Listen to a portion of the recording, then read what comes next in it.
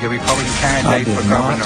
Have sexual relations. I realize that this is something he is We're not going to be able to solve our problems if we get distracted by sideshows and carnival barkers. One Republican, one Democrat, and you discuss the issues that matter in today's local, state, national, and global politics. Hosted by Steve Hickson with co-hosts John Stanberry and Franklin Chansey. This is Backfire. Well, good morning, everybody. Welcome to another edition of Backfire with John Stanberry, Franklin Chansey, and, of course, myself, Steve Doball Hickson. Of course. Woo! Woo! And our chief engineer, Daniel Brantley, over here. I forgot him. Good morning, everybody. Welcome back. Good morning. Well, everybody refreshed and ready to go this week? Sure. Lots of good thoughts to talk about? You're the director of conversation. Well, let's talk about Bakker this morning. Okay. I heard they've had another I heard incident. that yesterday. I don't know what's going on up there, but there's something wrong. Anybody know anything I don't know? Well, I don't know that I know anything, but I have been told that although the plant is operating, that it's really, over the last year or two, really still been in the coming online mode. And this is shaking out some of the bugs and so forth in there. I don't know if that's true or false. It's just what I've heard. What I saw some back and forth on Facebook, I mean, that's fine, and that's probably true. I can't imagine it not being true. The problem is a lot of the residents up there don't feel like they've been getting a straight shot from both the government and the plant as far as safety. I think Bakker has not done a good job with the communication side of this, for sure. Well, there was blame being thrown at the county officials as well. I understand that. I saw that the EMS guy sort of lashed back at that yesterday and said it was just a lot of false information going around, particularly on social media. But by the same token, in his defense, he's not in charge. He's in charge of our response. He can only go on what the company is telling him. Well, what I've heard, the complaints I've heard, is that the EMS director, I think, Spence, what's his name? Troy Spence, is taking sides, basically announcing and talking like he's speaking for Bakker, that this is their effort, this is their deal, and that, he should be speaking in behalf of the citizens, not of Bakker. He seems like he's representing Bakker when he speaks. That's what I've heard. Well, I think the problem is, for example, they were saying, it's just steam that's being let off. And people said, well, look, there were people up there that were coughing and their eyes were burning and their throats were burning. That doesn't seem like steam. Now, I don't know. I do know that there's a psychosomatic effect, too, that people get, and certainly mass hysteria can have an effect on how people feel. I mean, my eyes burn all the time because of the pollen counts right now. But when you have an explosion type event at a plant next to you and your eyes are burning, it's pretty easy to go, oh, it's not the burning that I had yesterday from the pollen. It's from some chemical release that I have today. So, and people are right to be kind of concerned and scared. Yeah. And that was a stupid place to build a school. We've got a school with, close to 2,000 of our kids up there between two chemical plants. Probably not the best location in the world. Well, I think it's on Bakker to do a better job communicating what's going on and explaining the issues. Well, I don't know what the dangers are up there, the chemical. Look, some of the stuff online, people were talking about this chemical and that chemical. I'll be honest with you, I have no idea what that process is up there, and I'm not sure how a lot of other people would either. Yeah. I know, over at, it used to be called Olin. I don't even know what it's called now. Part of it's still Olin. Okay. But I know a piece of chewing gum can create a fire with the chemical that they're using, a piece of gum. Some of the chemicals floor that they have up there have to be kept at very low temperatures. Right. That's part of the process. Some of them can't be allowed to be exposed to air. That's a problem. And there was discussion of water being spilled into an acid, and if you put water in an acid, it tends to have a violent chemical reaction. Well, I know Vicar has a lot of chemists And a lot of engineers. and a lot of engineers, so hopefully they'll get this thing figured out. You know, I see the banner here's got a picture of the plant manager, and she's wearing a big smile like everything. Well, she was out of town apparently when the big one happened last week and was on the road trying to get back. Oh, really? Well, I've heard that there was they talked about 2 people had been injured. I've heard there was 13 people that was injured that had inhalation of this chemical. Whatever. I think Franklin's right, and I think it's reasonable to say, when you start a process like this, complicated process, there's going to be bugs to work out. I think the problem here is the condensed time frame of having 3 problematic incidents in a row in a very short period of time. I think that's the concern, probably. That's a major concern, that you have the same problem or the same type problem just keep happening. Yes, you're right. And it is time to shut down the plant until they find the problem. Anyway, I hope Vicar gets it together. Well, it's an important part of the community. It is an important part of the community. Mm-hmm. It's important for them to get things worked out as quickly as possible and make everybody feel safe. John, I've been looking at some of the headlines just around and talking about, here's one that says, Cleveland Police Department plans a strategy for the budget increase. What they should say, Cleveland Police Department plans a strategy for more money to spend. It would probably be just the same headline. Let me ask you a question. And I am completely supportive of the policemen that risk their lives every day for us. This has nothing to do with that. But if we passed a tax increase because of our needs, wouldn't you have thought that in determining the needs, you would have already had a strategy for how much money you needed? I would think so. Right. And that's not aimed at the police. It's aimed at all of the city government. So now that we've got the money, we're going to figure out how we need to spend it? Yeah, they're planning a strategy for the budget increase. That's the way it reads. Well, let me tell you something. I didn't say it last week. I was kind of making sure of everything, but perhaps it would have been good strategy to have figured out how the senior tax freeze works before you did it for the people. Because here's how it works. You apply for the senior tax freeze. Now, they made a big deal, the city council did, in going, well, we're going to protect the seniors and we're going to authorize the senior tax freeze. You apply for the senior tax freeze and it freezes you at the current rate. So congratulations, City Council. You have frozen the seniors at the new highest rate ever. So I'm sure the seniors will thank you very much for that.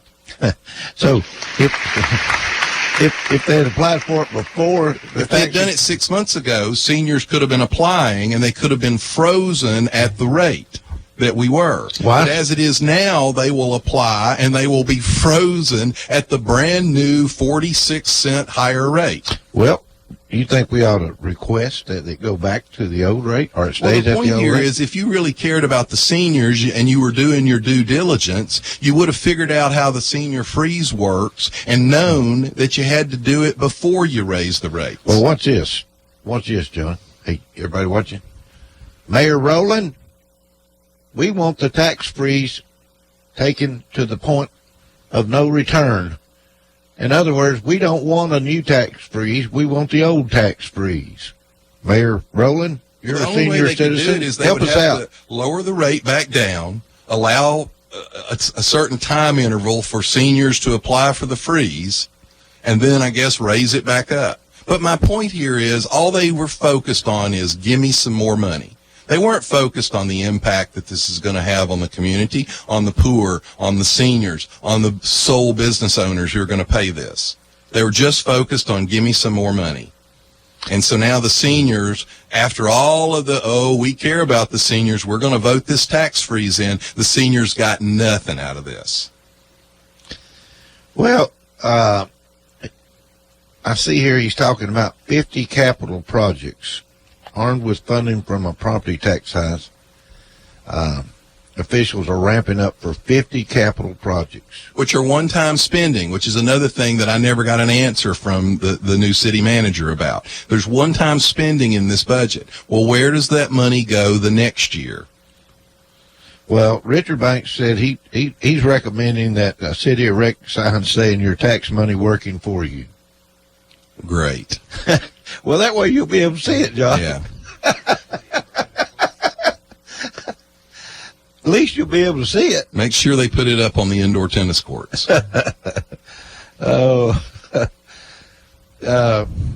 And by the way, I hope they don't spend a lot of money on an expert to tell them that if they pay a little extra on their debt, it'll go away faster. But apparently we have to hire a financial consultant to figure that one out.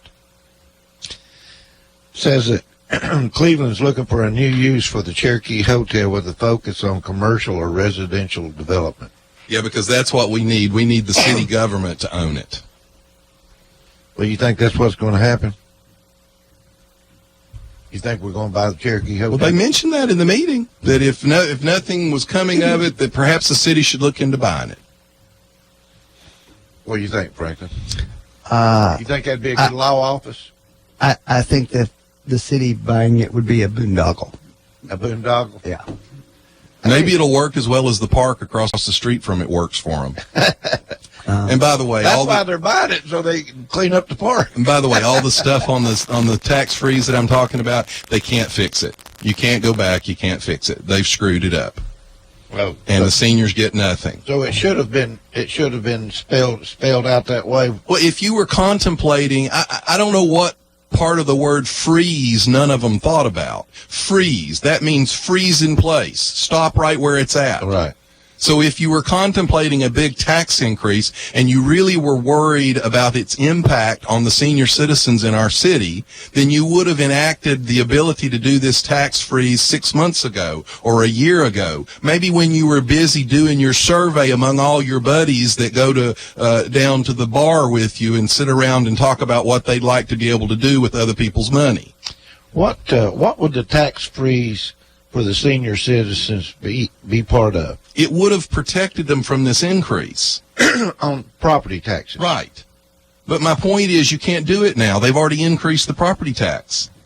Well, why don't they just give all seniors over 70? They can't do that. Free, no taxes. Well, because I don't think that's legal either. Well, they can pass a new law, couldn't they? I would assume that would have to be done on a state level to allow that. My point here is they didn't have their mind on their business. All they were thinking about is, we want more of your money. And the very idea that we're now formulating how we're going to spend the money after they asked for it. They told us they needed the money. Well, if you haven't figured out how you're going to spend the money, how do you know you needed it? Well, they're still planning their strategy. Well, wouldn't you think that would have been a good thing to do before you decided what the tax rate was? I would have thought it would have been a good thing to have told us exactly what it was and laid it out. Absolutely. Before they did it. Franklin, you're being awful quiet. Well, this is John's well, you're John's a issue. sole proprietor as well. No, I don't disagree with you. I think I've been pretty clear. I think I've been pretty clear about what I thought the city council ought to do. You tell me what you think. Lay out specifically the plans for the tax money. I think they should have done that before they voted on it. Even as a Democrat, don't you think that before you ask for more money from people, you ought to have a really firm idea of how much you need? Don't get me wrong. If the answer were, we're going to take a big chunk of it and put it in a rainy day fund, that would have some economic sense, I think. By the way, part of this, when I was trying to get them to tell me what they were going to do with the extra money after the capital outlays, one-time capital outlays were done, I said, fine, why don't you all go on the record as saying you'll pay it down on the debt? Oh, no, we couldn't go on the record for that. We've got to hire a consultant to decide how to deal with the debt. Oh, golly. Anyway, it's over with, John, and I guess we're going to live with it, and hopefully we can benefit from it. Who knows? I guess they could, I'm sure if they really wanted to help the seniors, there are ways they could do it. I don't know what all the legalities of it are, but they could probably do some kind of rebate program for them if they really wanted to. The point is, if they really cared about the seniors and the impact of this tax increase, and the worst part of it is some of the biggest supporters of this made this big deal about how, the rich people get all that. Well, guess what? You're hurting the poorest of the poor with this tax increase. They're going to pay more in rent. They're going to pay more in the cost of services. And now you didn't care enough about the seniors to put any due diligence in to know how this tax freeze should have functioned. If there's anyone in city government who'd like to address this topic, please call us now. 614-5553. 614-5553. If the line's busy, call back. Oh. Well, Franklin, what would you like to see out of the new tax money? You want some more Greenway? I think that's a perfectly acceptable thing for them to be spending money on, because I think it's something that has made the city more attractive to new people coming here. I disagree. Well, whether you agree My or not, point I is, think most people do. Spend it on the police and the firemen. If that was the people that you rode the backs of to supposedly justify this, so by golly, you better be spending it on the police and the fire Don't worry, now they are. I would definitely support in several areas of the city construction of sidewalks. I think that would improve the community tremendously. Would that be in front of any commercial businesses? Because they don't allow that, even though they charge commercial businesses a higher rate. I'd be down 20th Street. That's where we live, Franklin and I. Well, Peerless Road is an example of a place where it's heavily populated with private residential homes more than apartments, and it's virtually inaccessible walking. Yeah. At least not in a safe way. So that's an example of somewhere where I think you really do something for public safety and improve the quality of life in the city with that expenditure.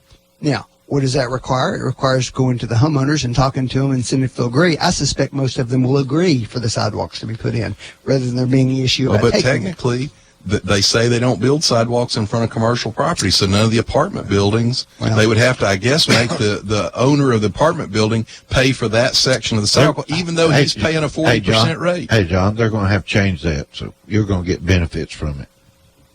We'll see. I'm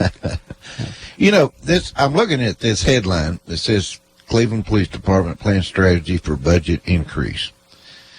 Wouldn't it have been wonderful if they would have said plans a strategy for decreasing the budget? Well, they say they've cut the budget. Okay. Personally, I'm not raining on the police department here, but I would like to see specifically what the justification is for the increases in the budget.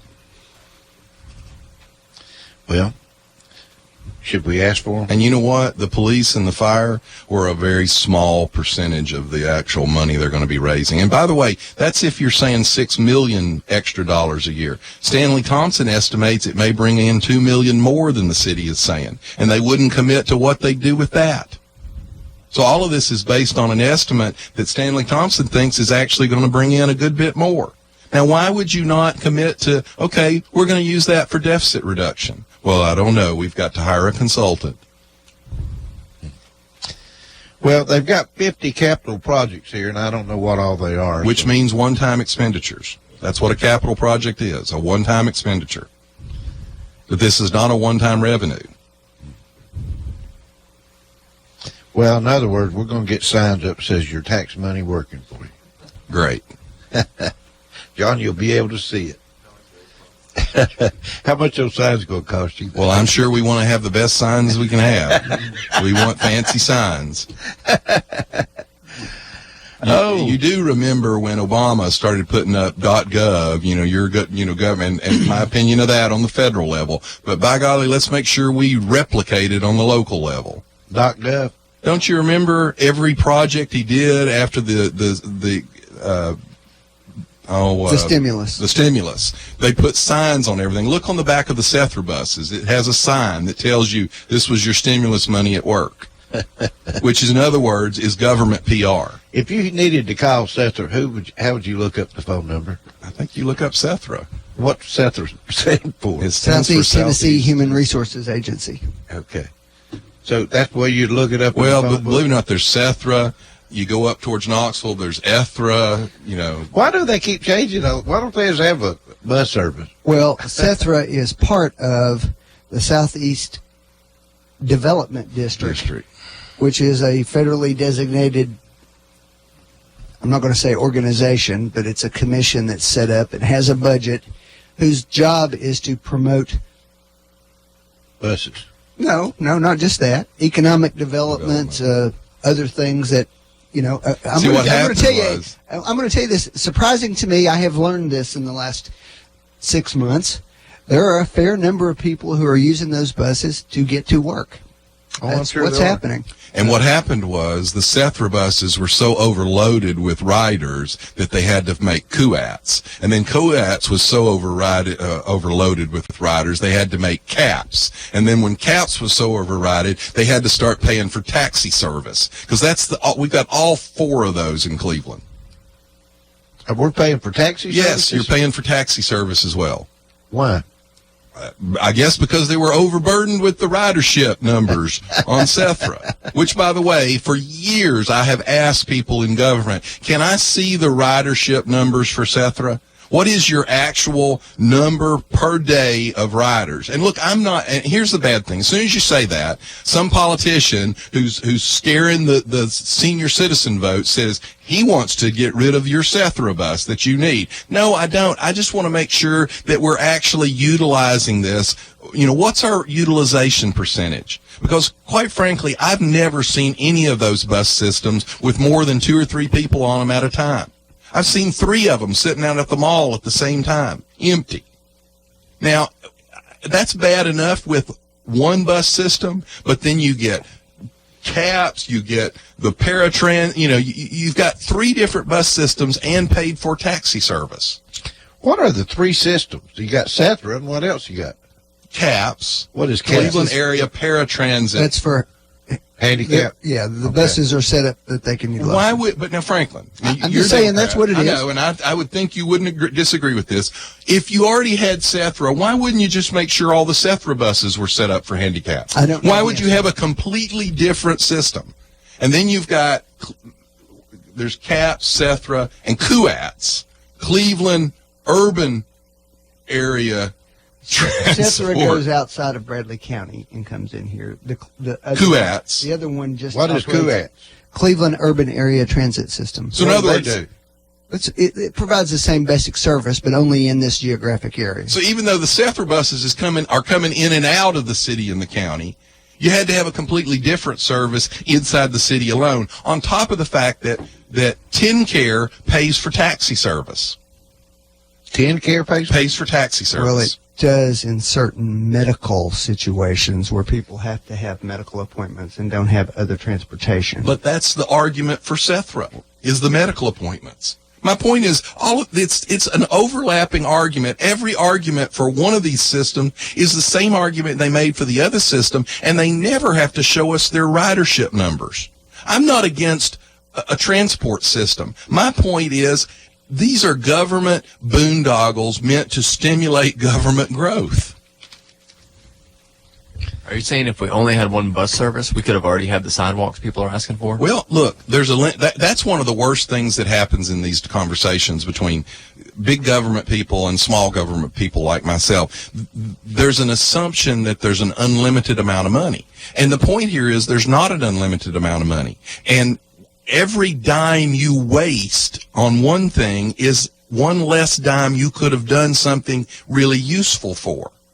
As we were talking earlier about the firemen in the police department. Mm-hmm. When you waste money in some other department in the city, that's money that can't go to pay a fireman or pay a policeman. When you have this money on these bus systems being wasted with really low, if you were running a private bus business, if this was a private corporation, you would know exactly how many riders you were having per day. And before you bought another bus, you would make sure that your routes maximize the number of riders per route that you were getting, because you want to maximize your efficiency. Government doesn't care about efficiency. That's how you end up not only with low efficiency in a bus system, but you end up with 4 different bus systems. Well, at $3.50 a gallon, it's probably how much more is it going to cost?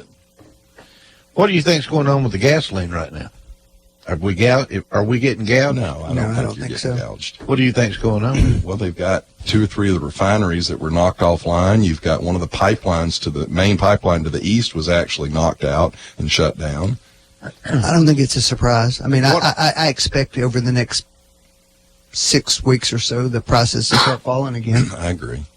Plus, you've got all this gas. You have millions of people that jumped in their cars that wouldn't have normally jumped in their cars and had to have gas to leave. I did go to several stations in the last week, and they were out of one kind of gas or another. Only had one kind they were able to get. So, What happened to our reserve? we don't know use that that. you have to. We didn't use it. Yeah. I thought Trump was going to try to release our reserve to keep prices from going up as much because we've got more of we're refining now through. There was a story about that being under consideration, but I don't think it ever happened.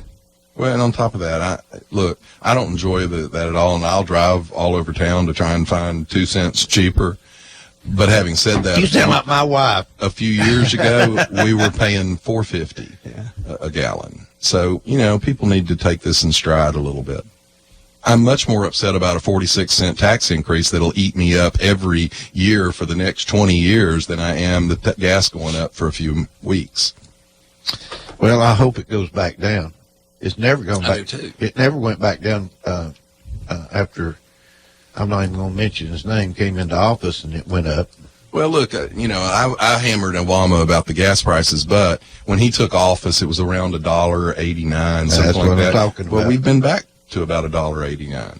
Well, I haven't seen any $1.89. I paid $1.89 before the storm.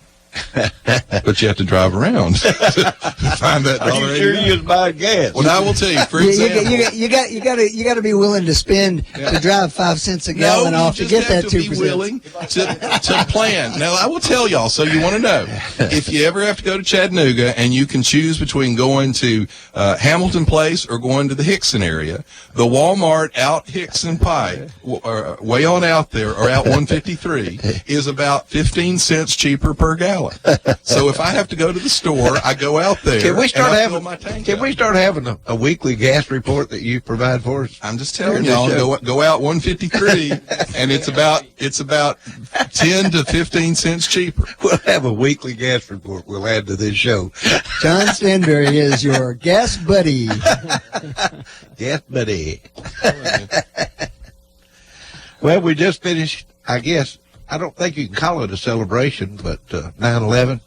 We got past another 9/11, and I was looking in the banner and it had all these teenagers. They're sympathetic but are not connected. They said in the article. So Well, in Columbia University, they had American flags out on the campus, and some protesters went and started pulling the flags up out of the ground and throwing them in the trash on Monday. And when a bystander said something to him, he said, "I have a right to protest." And so the bystander goes to the security guard, and the security guard, "Well, there's nothing I can do about it." Now, fortunately, people got them out of the trash, put them back up, and Columbia University did actually put a statement out and said that their statement was, "The flags commemorating September 11th were quickly replaced by students together with university officials. Columbia lost dozens of our alumni in the attack 16 years ago, and they and the many others lost will always be in our thoughts." But my point here is, what is wrong with people? You can't come together over the murder of thousands of your fellow Americans and put partisanship aside? well, let me refer to California. What's California doing? Why can't they follow the federal guidelines and laws? Why are they trying to? I'm sorry, what? California is trying to a sanctuary state now. Why can't they just follow the federal guidelines and follow the laws the way they're written? Why does California got to be so far left that they're going to govern their own state and not allow anybody else to govern them? Any comments? Well, the same people that were making fun of the crazies in Texas that wanted to secede from a conservative side are now wanting to secede in California from the liberal side. Well, what it shows you is the absurdity of some of the political corners our parties have painted themselves into over the years. You got the folks over here on the right who've been harping for years and years and years about getting the federal government off of their back, off the states' backs, and giving the states more autonomy to do things, and the Constitution dictating that, are the very same people who are now harping when somebody actually does that. Now, on the left, you get the opposite argument being made. Those people who wanted more government intervention are now harping because they're getting it. But Franklin, you have to admit, on the conservative side, our argument was we want the government to stop making us do things. We didn't say we had the right to not do it. The left is saying we have the right not to obey the federal law. No, I don't think that is true, John. I think lots of those conservatives are making that very argument, that they think, the 10th Amendment reserves all these powers to the states, and the states should be the one. But they never did it in the legislature and codified it and said we're not going to do it. Well, they make a political there's a difference between arguing a point and acting on the point. Everybody wants to make these justifications for their view, but the facts are those two extreme views are colliding with each other, and people on both sides are finding themselves on the opposite side of the fence here. Are the Democrats in trouble? Where? With the liberals. Yes. The Democrats in trouble with the liberals. Yeah. Are the liberals pushing the Democratic Party to a point they don't want to Some people could argue that, yeah. It's just like what we talked last week about the fact that Steve Bannon was talking about the fact that there was going to be a civil war in the Republican Party. You can make the same argument on the Democratic side. Absolutely, you can. All right, everybody hold their thoughts. We got to take a break. We'll be right back. You're listening to Backfire with Steve Hickson. We'll be right back after this. Hello, I'm Shelley Duvall. And you're listening to WOOPLP, Cleveland, Tennessee. WOOP FM is a broadcasting service of the Traditional Music Resource Center, and we play America's original music. Another SOS, and you're stressing, and that's the time to check in. I check into cash, check in. When you have a cash emergency, you check in. We understand the urgency. I check in to get your loans and more. You gotta check in with your check into cash. Walk in, call in, click in, go all in. Check into cash in, check into cash. Your one-stop money shop. Check into cash. Yeah, you looking for something sweet? I know you are. Bring your little sweet self to the Village Bake Shop. Around since 1961, there ain't a baked good in the galaxy the Village Bake Shop can't whip up for you. So when you're ready to treat your mouth to a taste you won't soon forget, get over to the Village Bake Shop in the Village Green Town Center, or give them a call at 476-5179. You dig? If you need a little green, Lending Frog is making deals. He'll lend you cash on any kind of wheels. Borrow just a little, or you can borrow big. Lending Frog is a new financial gig. It's hip to hop into cash. LendingFrog.com is making a splash. Dig it, dig it. Dig it, dig it. Hello, my name is Andy Figglestaller with Ed Jacobs & Associates. We are an employee benefit and insurance broker in business for the past 20 years. The new healthcare law, also known as Obamacare, has finally arrived. The law is complex and the choices are confusing. You have questions, we have the answers. It is our passion to find cost-effective solutions for every client. The solutions will be different for every person or business. Let our knowledge, experience, and passion go to work for you. Contact us today and let us assist you through this process. Our phone number is 423-473-0202, or you can find us on the web at edjacobs.com. Oh, uptown hound, I wanna go when you're out of town. I bet you never thought you'd hear me howl. Listen to your dogs and take them to Uptown Hound when you're headed out of town. Uptown Hound, located at 3506 Old Free Will Road, 478-0555, or find them online at myuptownhound.com. I know you need a break, well, what about me? That's what I need. Financial Recovery, licensed and bonded collection agency, located right here in Cleveland, Tennessee. Give them a call at 423-473-7670. Small town service with big city results. A full service medical, commercial, retail, and individual collection service. Celebrating 10 years in business. Call Financial Recovery at 423-473-7670 to help you with your accounts receivable and past due invoices. Financial Recovery, 423-473-7670. You're listening to Backfire with Steve Hickson on Whoop FM. Call 423-614-5553 to join in on the conversation. Now, back to Backfire. You know, you brought up Bannon, Steve Bannon there at the end before we took a break. He was on 60 Minutes the other night. Did y'all get a chance to watch that? I did. Pieces of it. What's your opinion? He's not my favorite guy.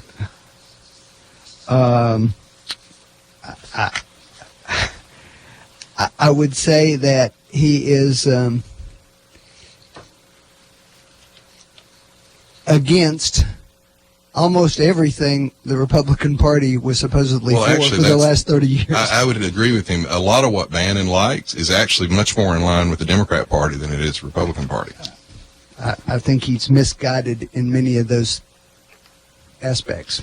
One of the things I thought was interesting that he was talking about is that he wasn't really fired, that he basically quit. Well, we'll never know the answer to that unless the president comes out and tells us, and then I'm not sure we'll know. And he thought he could do more not in the office because he was too restricted by having a title. Well, I think you can make an argument that his presence in the West Wing was making it harder for the president to do the things he claims he wants to do by him becoming the issue more than the president. Whether that's true or false, I don't know. But I think that's a perfectly legitimate statement, I think. What do you think about the way Trump's working now, Franklin? Well, last week we either saw an act of political genius or an act of political stupidity. I don't know which it is yet. Now, wait a minute. You've got to claim. No. He clearly reached across the aisle and cut this deal with him yesterday, and that, in theory, could be leveraged into a lot of things for him. On the other hand, he could have cut his own party's throat in the process. It's hard to say. I think the jury's still out on that one.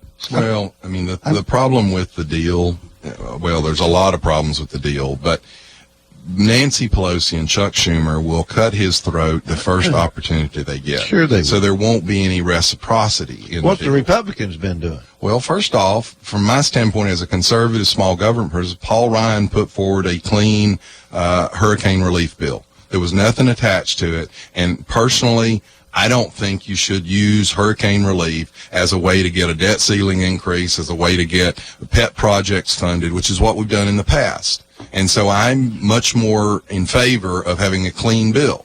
The public responds to a clean bill. It's going to cost X amount to repair Texas and Florida, so we're asking for X amount. Sure. Now, what he ended up doing is asking for 3X and a debt ceiling increase for 3 months, which, by the way, politically bad for the Republicans because it's going to force these Republicans to vote on another debt ceiling increase. Wait a minute, John. You just said something. They're going to have to vote on another debt ceiling. They're going to have to vote. Well, the president.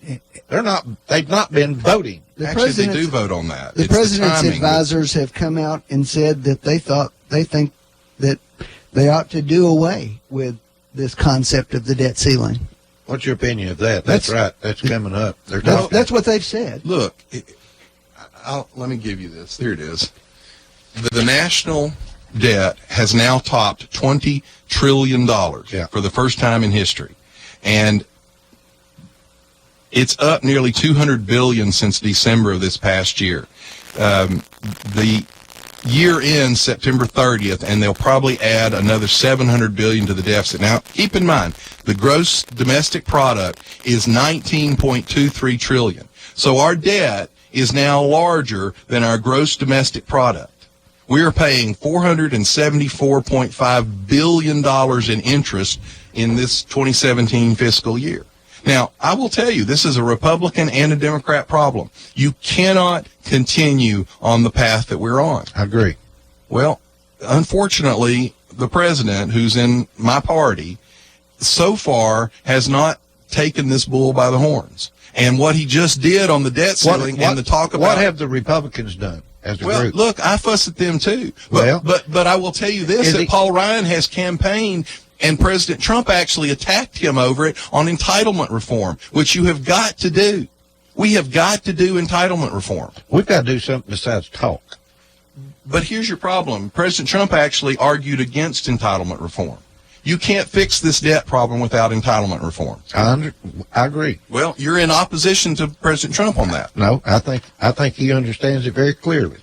Steve, I will have to say, this is somewhere where you and I hit an impasse. Yeah. Every public statement he has made has said, I don't support entitlement reform. He promised, I will not cut your entitlements. And yet you sit there and you go, I think he's on the right page. I think he'll get there. Well, then that's a cult of personality, to be honest, because he has never given any indication that he supports entitlement reform. Well, if he did, what would happen?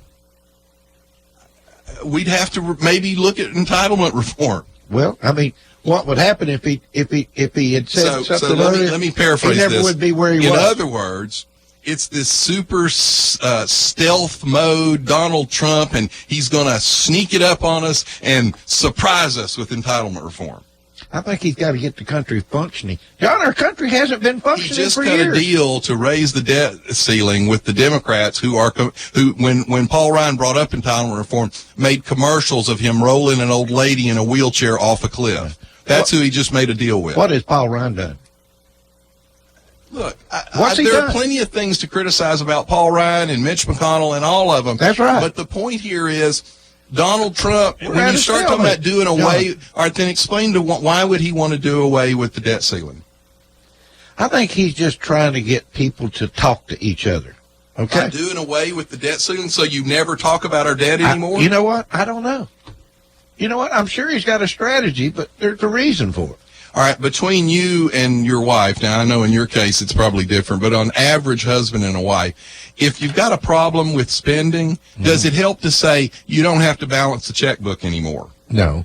Well, that's what that is. I think saying that you're going to not have a debt ceiling anymore means you don't balance the checkbook. Do you think Trump doesn't know how to manage money? Do you actually think that? That's a tough question. Well, there's some real question There's about some that evidence that he's had problems with it. Because of a few bankruptcies. A few bankruptcies. Were bankrupt corporations? Yes. Okay. John, you know how that works. Now, by the same token, keep in mind, Bernie Sanders owes $450,000 to cities that he went into during the campaign. He's got $5 million in the bank, and he refuses to pay his bill. Well, so, obviously, that's a common trait. If I were him, I'd refuse to pay it, too, until they went after Al Sharpton's back taxes. No, this isn't taxes. I know. Bernie Sanders went into the... he agreed. Why aren't we getting Al Sharpton's taxes that he owes? I don't disagree. He should be put in prison. All right. Well, Bernie shouldn't have to do anything either. The world stops turning when we stop obeying the law. Well. Right? Well, I agree. Right, Franklin? Generally speaking, yes. Sanctuary Unless cities, it's sanctuary cities, and then he doesn't agree. No, it's not that at all. And I've said this before. The issue with sanctuary cities is we need a comprehensive effort at dealing with the issue. But we have And nobody wants to deal with that. No, we haven't, Franklin. You're wrong. No. Did Congress vote and pass laws, and the laws are on the book?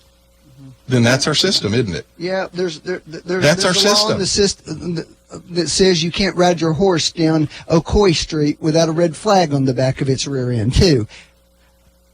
We need to look at these issues and find out what we actually need. Well, Franklin, let me ask you a question. How often do you go into court and use the defense of, my client doesn't think the law's right, so he just didn't obey it? Not often. How successful would you be? Well, you wouldn't be successful at all, not because people wouldn't agree with that sometimes, but because the law doesn't permit you to make that Then argument. sanctuary cities shouldn't be permitted to do what they're doing. And Thank you very Congress much. shouldn't be permitted But they are. to leave issues unaddressed. Based on what, Franklin? I think they should leave it unaddressed. You think they shouldn't? We have a system. We elect people. They do what one or the other of us thinks. Mm-hmm. And the other one who loses doesn't get to go, I don't like that, so I'm not going to obey it. Mm-hmm. You're defending violating No, the I'm rule not of law. defending that. I'm pointing out facts. That you don't agree with the law. And somehow that justifies No, I don't. violating It's not it. a question of not agreeing with it, John. It's the fact that there are certain places in the country where the law creates enormous problems So for them. what? We have a system. Okay. Elect more people that agree with you. Don't violate the law. All right. Well, they did. They elected people in California who agree with them. That's the point you're that's making. the difference between state and federal law, Franklin. Okay. When Yes, Arizona, and you're insisting that the state government enforce the federal law. When Arizona tried to enforce the federal law, your same liberal buddies took them to the woodshed and said they shouldn't enforce the federal law. There's a reason why those senators in Arizona oppose what you're talking about. Because they understand there's an issue here. And they have 2 votes, and they vote those 2 votes. But everybody else has 48 other votes in the Senate. Trump decided to end DACA with a 6-month delay. Mm-hmm. You happy or sad? I'll let you know when we see if Congress does something about it or not. I think That's his theory. Absolutely the right thing to do. Now, I don't like when he came back and said, I'm going to... Here's the problem. He did the right thing. Okay. Because it's unconstitutional. Everyone pretty much agrees it's unconstitutional, even though the liberals go, just like Franklin was doing a second ago, well, in this particular case, it's okay to be unconstitutional because I like what he did. No, And I don't think it's that clear at all whether it's unconstitutional. It's completely clear it's unconstitutional. Even Democrats and Republicans If that's have true, agreed it's if that's true, then the deputy who pulls you over for speeding has no choice but to write you a ticket. Because that's your argument in a nutshell. What? It's the law. You have to enforce it every single time. Franklin, That's there's the law. No. Now, here's what he John, did. it's No, the law. No, you're right. And I'm not a lawyer, but I can still argue that point with you. What Franklin's doing here is he's taking discretion, which is intended to be used on a case-by-case basis, and he's applying it across the board, and that's what makes it unconstitutional, Franklin, and you know that. No, I don't think it's that clear at all. Judges do have discretion in case-by-case situations because you want the law to have some discretion. Because if you have a tragedy, if you have a situation where someone is in danger, you don't want a law to force them into that dangerous situation. What Obama did was he said, oh, look, we have discretion in case-by-case situations. I'm going to use that discretion and apply it to millions of people with no discretion. That's what he did, and that's unconstitutional. What he said is, we have a limited amount of resources. We don't have enough resources to enforce the law across the board. So we're not and going to so enforce I'm it going at to all. order. So I'm going to order the people that are dealing with this issue to direct their resources, their limited resources, to these All right, areas. I'm glad you said that. That's what he said. Fine, Franklin. Let me ask your opinion on something. I absolutely think it's a travesty that I can't go out and buy a silencer for my gun without registering with the FBI and paying a $200 treasury stamp and having my name on file for the rest of my life with the FBI. Mm-hmm. So what I want to do is I want Donald Trump to come out and say, we really don't have the resources to fully enforce this ban on silencers, so we're not going to do it anymore. Gun stores, you can sell all the silencers you want because we're not going to enforce that law anymore. You support that? Well, he could say... Do you support that? Let me answer your question if you'll stop talking. The answer is, could the president say that I'm directing the FBI to concentrate their efforts in a different area? Sure, he could.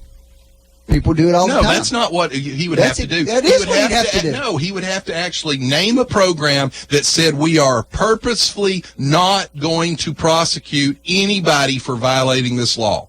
Mm-hmm. You support that? Well, if you'll notice, the name of DACA is deferred action. All right, It doesn't mean you're not silencer, the Deferred Silencer Act. You're going to support Donald Trump doing the Deferred Silencer Act, right? No, what I support is the Congress in all of these issues getting off their rear end and addressing the problem. There is actually a bill in Congress to do this, and it has languished in Congress, and that therefore justifies the Deferred Silencer Act. Are you going to support it? No, because I'm opposed to it. Why?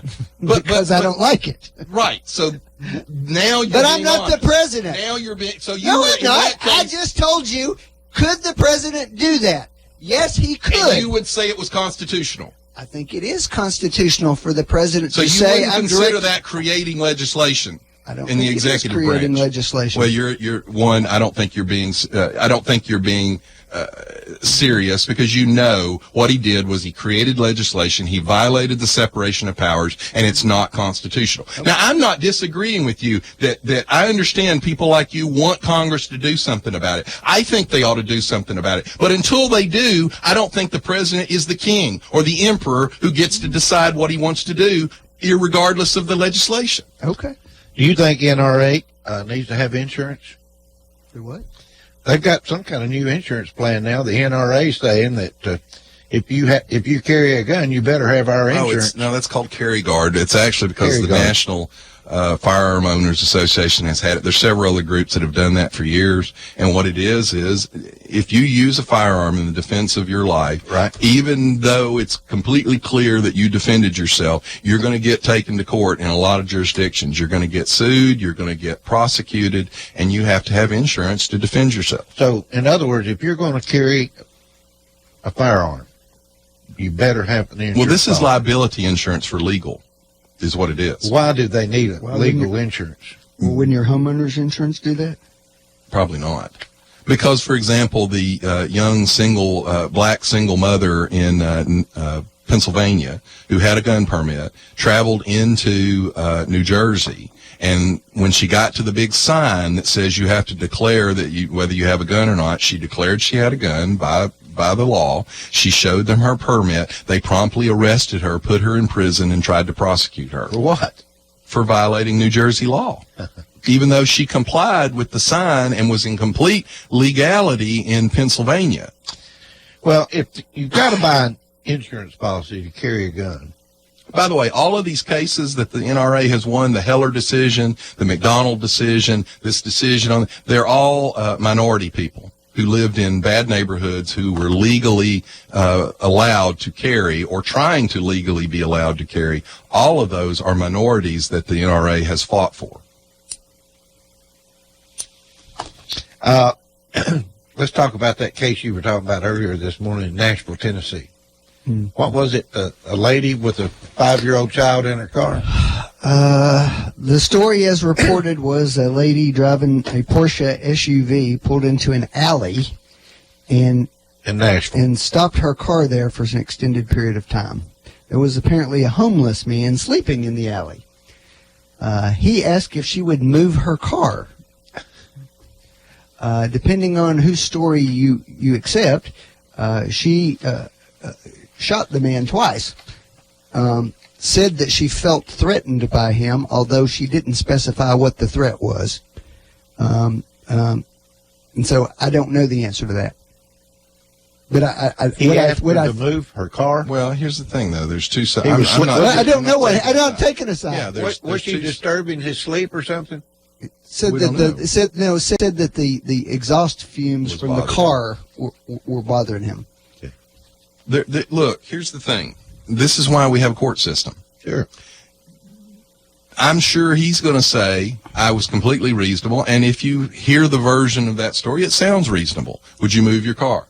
She may say, he asked me for money, he said, I'm gonna strangle you if you don't move your car. We don't know. That's what courts are for. The other part of it is that she said she didn't mean to shoot him and closed her eyes when she fired both times. And that may be true, too.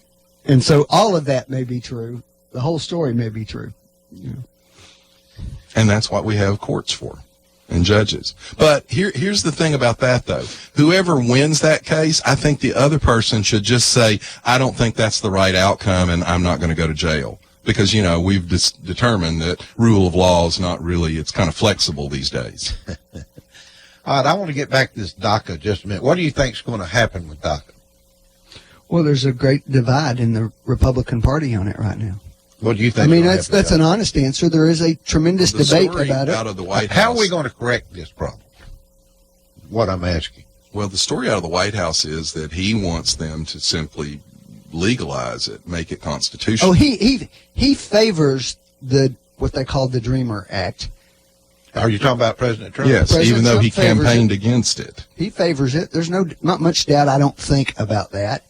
But there's a tremendous debate in the Republican Party about it. Well, and there's also other would problems. There's honestly, DAPA, which is the parents. Well, I'm talking about the DACA. I know, right but now. my point is, once you do DACA, what do you do about the parents? I think that it would pass in the Senate right now with the Republican majority there. I'm not sure that it would pass in the House. That's an honest answer. And there's a lot of that also depends on what you do, because you have millions of people who do this the right way, who are waiting in other countries or are waiting in this country. You don't want to take these DACA people who violated the law and put them ahead. So there's also a lot of discussion, but even if you're going to do it, how do you do it? And how do you do it so it doesn't damage other people who didn't break the law? Well, there's about a 75% public approval for the Dreamer Act. But Franklin, so it's not for that the hard to Dreamer do. Act. Well, that's what we're talking about. Yeah, but here's my point. Well, here that's what it would be if they All right. pass it. All right, let me see. My point is, when you say, do you support the Dreamer Act, people go, yes. They have no clue what the Dreamer Act is. They have no clue what it will actually do. Relatively simple. Do you support a path to citizenship for children who were brought here not by their own control as children and who've grown up here? Who were brought here illegally? Sure, but they didn't bring themselves here illegally. Okay. Well, let me give you a good example on a local level. Do you support the city cleaning up and making the Cherokee Towers more attractive? Absolutely. Well, guess what? It's going to cost $50 million, and no one will ever rent out of it. I think I was wait a pretty minute. specific. I didn't know it was going to cost I was pretty that. specific about what I was advocating there. All right, so new study. This is kind of linked in. Right. New study: 37% of the American citizens could not name a single component of the First Amendment. 37%. Less than half the respondents could check off that free speech was one of the components of the First Amendment. Only 26% can name the three branches of the government: executive, judicial, and legislative. But by all means, a majority support the Dreamer Act. As I said, I think most people, when asked about it, would support some path to citizenship for children brought here by their parents. First off, that's part of the problem. Who doesn't support children? The average age of the Dreamer is 26 years old. All right. Are we going to pass that? Not a child. My question was, how are we going to fix this? Now then. They should pass a law to legalize it. That's what should happen. They probably have to. Okay. At that point. So in other words, but let me tell you what happened with DACA. It's something else he's not talking about. Once President Obama officially announced DACA, there was a rush to the southern border of people with small children crossing from Mexico. And that's part of the problem with all of these programs. They create an incentive to break the law. With all due respect. Frankly, I with brought all the due numbers in here and respect, gave them to you. with all due respect, over the last 2.5 years before Trump was elected, the number of people coming into the country When did he fell. do DACA? 4 years ago. And Fell. there was a humanitarian crisis at the border, Franklin. People were showing up with small children. We had tens of thousands of them cross the border. I brought the numbers to you at the time. He created a humanitarian crisis at our own border because they were trying to get in order to qualify for DACA. So here's a deal that you ask Pelosi, you ask Schumer, and I'll ask Franklin right now. Fine. I give you DACA. Do you give me the border wall so we can control the border? But they're not going to I use would give you a substantial increase in the immigration control force on the border. I would give you a substantial increase not a wall. in an electronic presence, which actually would work and until you don't throw our money down the toilet. All right, so let me ask you a question. Then, in other words, what you would do is, since Obama's still emperor, he would just decree that, and we wouldn't actually have a vote in Congress. And by the way, your Democrats in 2006 all voted for the border wall. Nancy Pelosi voted for it. Barack Obama voted for it. Hillary Clinton voted for it. Why won't you fund General John Kelly testified before Congress that it would be ineffectual. And you know what? He doesn't have a vote in Congress. That's true. But my point is, Franklin, What's the I problem? just told you, I will give you DACA. Will you give me the wall? And you said no. Do you want to solve the problem I or want not? you to make a deal. Wait a minute, Franklin. I want to throw that question right back at you. Do you want to solve the problem or not? I do. I just All right. said that. Would But you, only on your wait a minute, John. terms. Would you No, give? no, look. Is your goal to control the border? Is That's that right. your goal? That's what my goal is. Okay, Yes. all right. Now, I've just told you there's a million different Well, so ways what? that all the experts... We only want one. Okay, All we well, want then one. you don't want to solve the No, problem. Franklin, here's the point. That's the problem. If your side puts forward that you're going to do an electronic monitoring and we vote on it and a majority in Congress votes on it, I will support it. But that's the difference between me and you. If the majority votes for the wall, you'll go, no, I don't support that. You're wrong. Well, because you think what you're is the smarter problem? than everybody.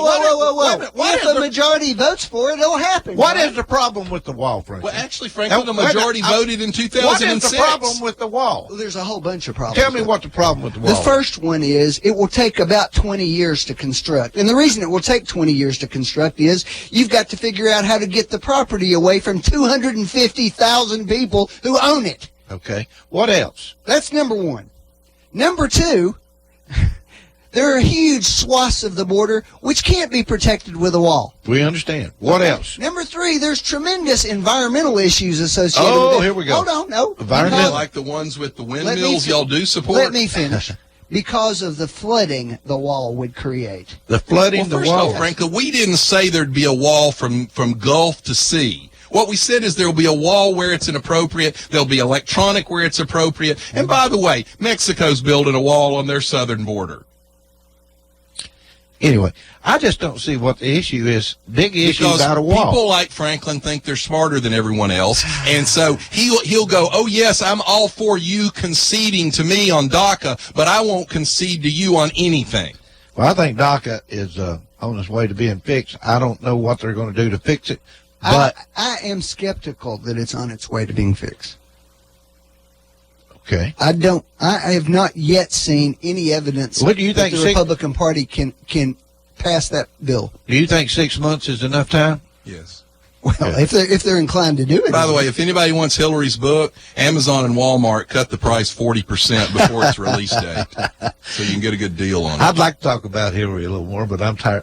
We've got to go on. I want to say one thing. Republican Senator Bob Corker weighing retirement, while another House Republican calls it quits. Should Bob Corker retire now? I don't think so. Franklin? I don't think so, but... Well, I'm just not happy with the way he's been acting a little bit, but he's a very smart man. He did a lot of good for Chattanooga. I'd like to see him back down in Chattanooga as the mayor again. All right, that's it. We got to go. Anything else?